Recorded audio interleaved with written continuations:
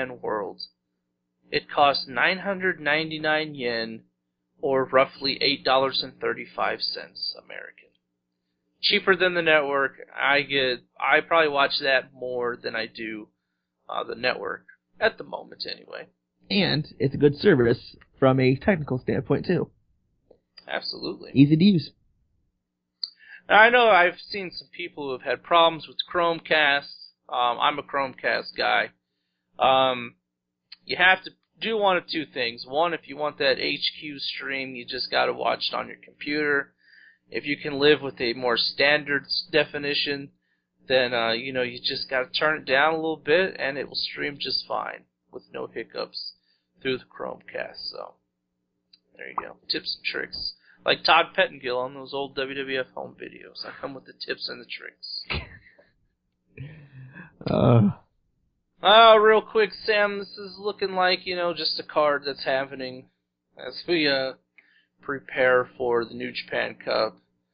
You've got Sho Tanaka versus Yohei Komatsu, which is always a good time. The Young Lions, Sam. I mean, we've seen it before. It's been good before. What more can you want? Yes, it's the Red Dragon Young Bucks feud of the Young Lions division. They've wrestled like 50 times. Yes. Kushida and Manabu Nakanishi. What an interesting team.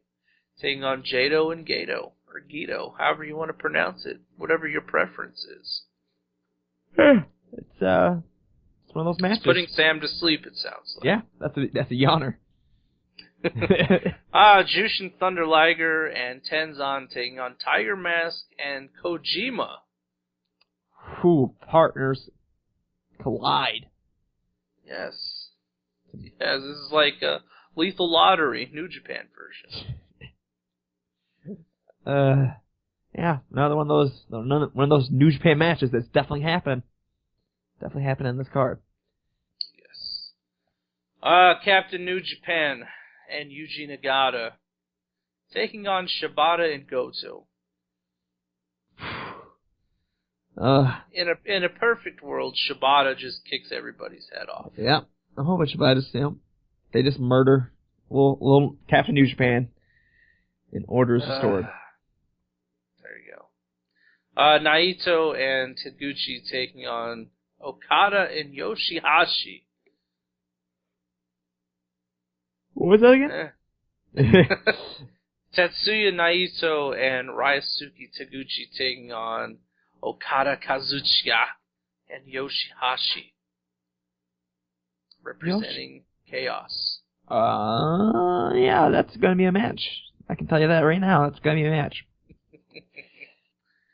And, assumedly, your main event of the evening, Hiroshi Tanahashi, Toki Makabe, and Hanma, everybody's favorite, Hanma, taking on Nakamura, Shinsuke, Tomohiro Ishii, and Toru Yano. So, this definitely feels like a New Japan House show, probably because it's a New Japan House show. Yes. Yes, indeed. They air some of the most random shows. Yeah, it seems like there's no rhyme or reason for half the shows other than, well, we don't have it locked into a cable deal, so we can show these shows. So I guarantee you won't miss anything, ladies and gentlemen, if you don't stay up all night for no reason to watch this show. But our good friends over at Voices of Wrestling will probably, no doubt, have a review of the show. Somebody will stay up and write about it. God bless them. Yeah. Otherwise, please don't stay up for the show unless you feel it's necessary for your living. Yes. Now, I have to hit the Daily Motion, Sam, and catch up on some Noah. At least the Suzuki Gun stuff. Yeah. Which I promised to do last week, and I have yet to do because I'm a terrible person. It's injected some life into that tired promotion. Seems like yes, indeed. Seems like an old man that just can't give up. It just won't. If they take it and just make it like NXT for New Japan, for lack of a better term. I mean, hey, why not? I don't think it's going to be quite that, but I think it's just going to... Well, you know what I mean. Yeah. Like, it's not going to be that, but if they make it An like a offshoot. feeder system or somewhere where the people who don't have anything to do, they can go and do something a little more meaningful than wrestle Captain New Japan, then hey, why not? I mean, they have guys on the roster that are capable of drawing, but they don't have a real purpose on the cards. Since they don't want to blow their wad all at once, might as well, I guess, chuck them to Noah and let them do something interesting there. Hence, Suzuki Gun, a stable that has a lot of good wrestlers in it. Just tossed over to a promotion that needed some good workers. There you go.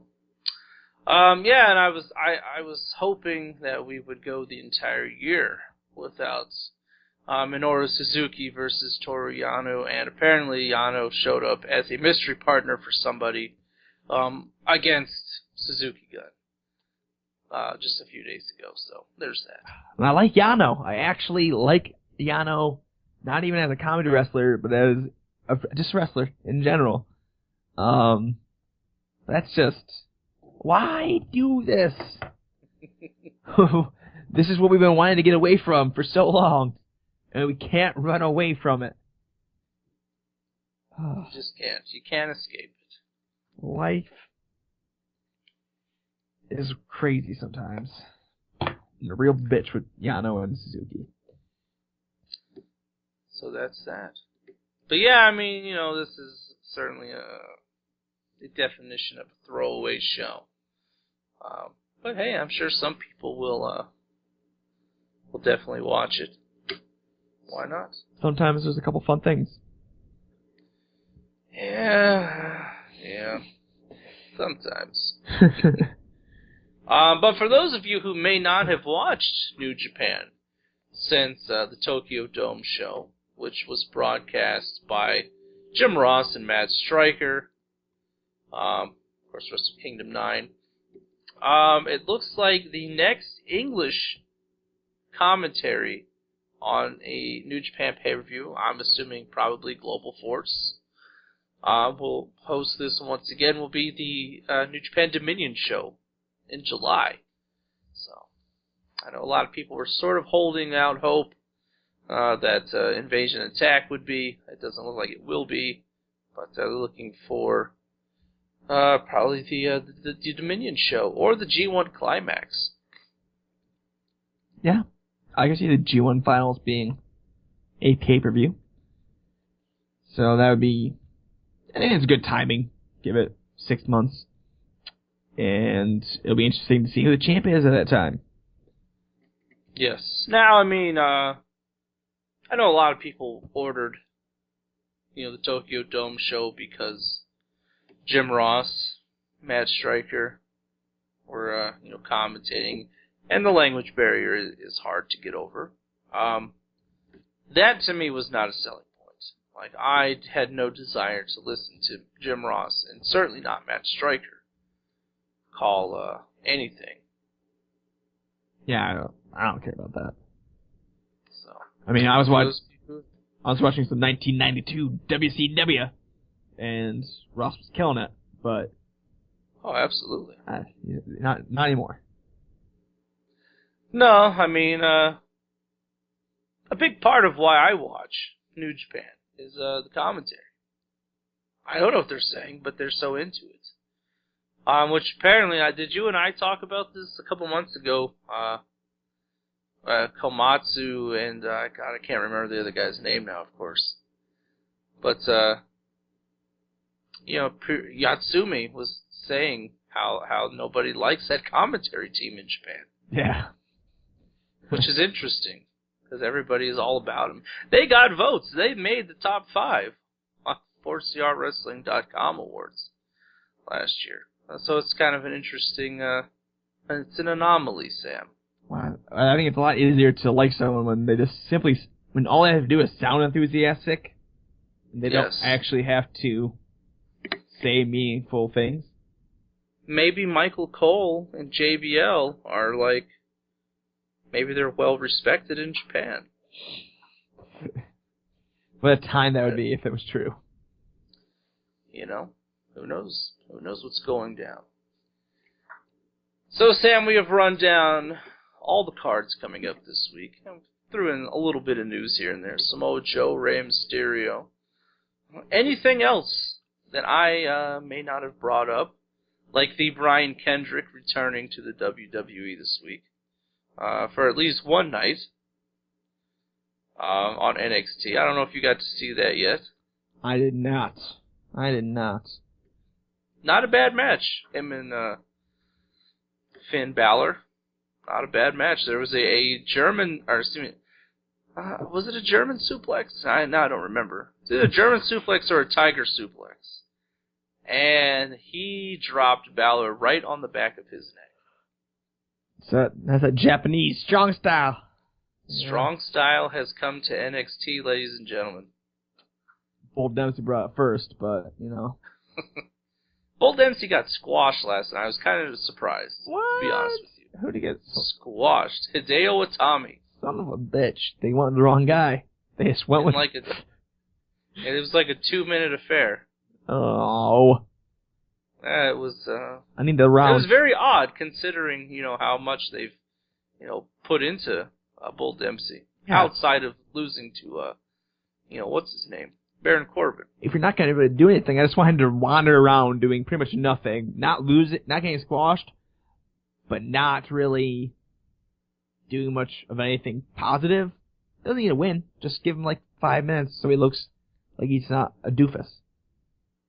That's it. Yeah, I had a good time. I know some people aren't fans of the Brian Kendrick. I liked the gimmick back in 2009 or 08, whenever the hell it was, with Ezekiel Jackson being the muscle. But, very capable guy, the Brian Kendrick. And, if he's a semi-regular like Rhino is on NXT, I'm okay with that. I'm okay with sort of these past stars coming back to NXT. Yeah, I think it keeps it fresh. That's right. And he brought the jacket out. And there's a GIF on Twitter that I saw of it, the dude dancing in the crowd, doing the Brian Kendrick. I'm going to call it the Brian Kendrick dance. The Brian Kendrick dance. Yeah.